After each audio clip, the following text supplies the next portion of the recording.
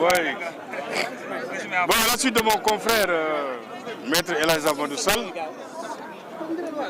je tiens à préciser que M. Farba Ngom, après son audition du lundi 15 décembre, a été extrait du pavillon spécial pour être entendu aujourd'hui dans l'après-midi à 15h. Évidemment, son audition avait été précédée de celle de M. Tahirou Sarr. Et Tahirou Sarr a été entendu par rapport aux faits pour lesquels ils ont tous les deux été placés sous mandat de dépôt, c'est-à-dire l'escroquerie portant sur des deniers publics pour la somme de 31 milliards et de 91 milliards. Et je pense qu'en fait, l'audition de M. Tahirou Sarr a éclairé de manière indiscutable la lanterne du juge d'instruction. Parce que simplement, M. Tahirou Sarr a lavé à grande eau M. Farba Ngom pour dire exactement, pour rapporter la preuve de ce que les faits qui sont reprochés en réalité à Farba Ngom ne sont pas établis. Ils ne sont pas établis parce que simplement, tout porte sur des transactions immobilières dont les preuves ont été rapportées par M. Tahirou Sarr. Donc, il n'y a pas eu de détournement de deniers publics, il n'y a absolument rien du tout. Et Tahirou Sarr est allé plus loin. Parce que simplement, on leur reproche 125 milliards. Tahirou Sarr a justifié 236 milliards. C'est-à-dire qu'il est allé au-delà. Plus que ce qu'on leur reproche, il a rapporté la preuve. Pièce à l'appui. Pour un montant de 236 milliards. Et il est allé plus loin encore. Pour dire que moi, l'État du Sénégal me doit 600 milliards. C'est-à-dire que vous devez à quelqu'un 600 milliards et vous envoyez la personne en prison pour 125 milliards. Il n'y a qu'au Sénégal qu'on peut le voir. Parce qu'en réalité, s'il y a un créancier, c'est bel et bien Tahirou Sarr. S'il y a un débiteur, c'est l'État du Sénégal. S'il y a quelqu'un qui doit être poursuivi, c'est l'État du Sénégal. Et donc, par conséquent, je pense qu'en fait, M. Tahirou Sarr et M. Farba Ngom n'ont pas leur place en prison. Ils doivent être immédiatement libérés. Et nous allons œuvrer dans ce sens-là. C'est pourquoi nous avons tenu à faire cette déclaration. Pour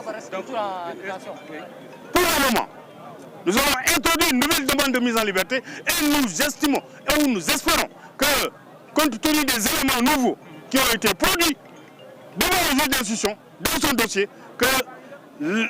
Farba Ngom et Tahirou Sarr seront bientôt libres. Merci. Voilà, je vous remercie. Merci beaucoup. Merci.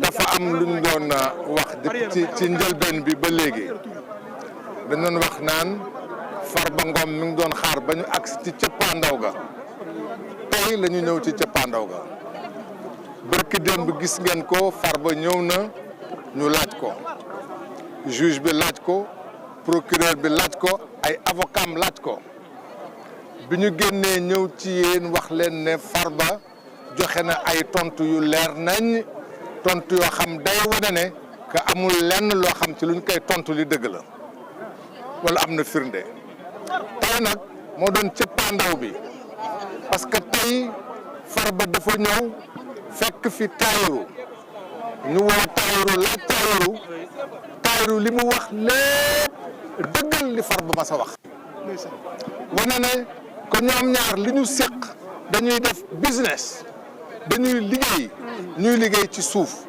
te lépp luñ ciy liggéey ay anam yu leer la liggéey Tahirou ay dëggal li tax Farba wax yamul ci loolu dem na ba ni nee nañu yoo man dañ may topp lu toll ni ci téeméeri milliards ak ñaar fukk ak juróom li ma liggéey ak état ëpp na loolu la ma liggéey ak Farba ëpp na loolu agsi nañu foo xam ne fi moom ci boppam indi na ay firnde yu amul sikk sàkk amul dara luñ ciy teg yow xam ne bi wane na ne que li mu liggéey li ëpp na milliards te benn dërëm bu ci nekk indi na firnde teg ko ci taabal bi yemul ci loolu dem na ba ne que nguur gi état tey jii muy wax état yorel na ko juróom benn téeméeri milliards yoo xam yu mu liggéey la état yorel ko ñuy wax ne nag nit mënoo ñëw nga yorel ko juróom benn téeméeri milliards naan def la luubal ñaar fukki milliards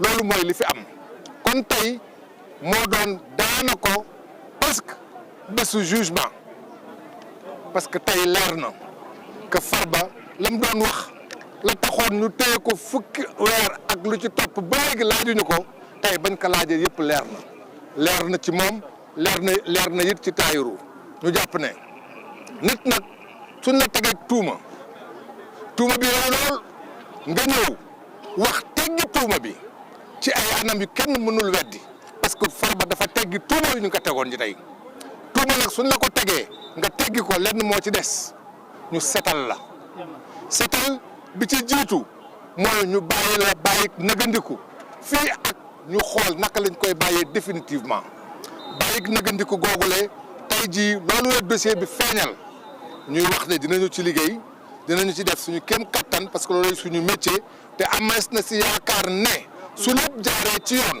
te dara fenqul la ñuy def lenn rek moo ci des ñu bàyyi ko mu dem ñibbi ci këram. merci waaw day kële xam nga kaso moom soo ci nekkee file ak bàyyiwuñ la nga dem da nga ciy toog loolu laa ne da nga ciy liggéey ñu ngi ciy liggéey dañ ciy liggéey pour mu génn et incha allah dina génn merci.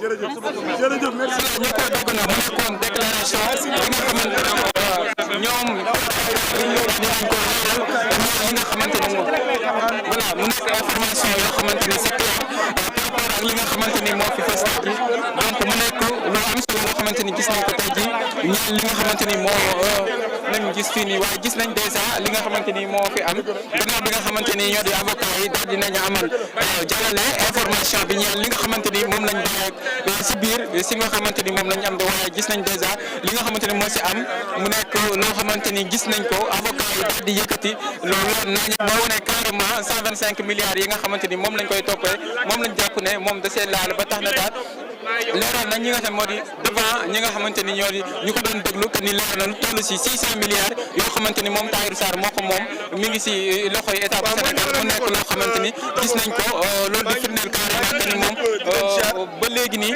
xamaguñ carrément naka la nar a mujjee waaye ñoom ñi nga xam ne ñoo di pôle avocat ñi ngi sakku que ñu may ñu ñaanal ko li nga xamante ni moo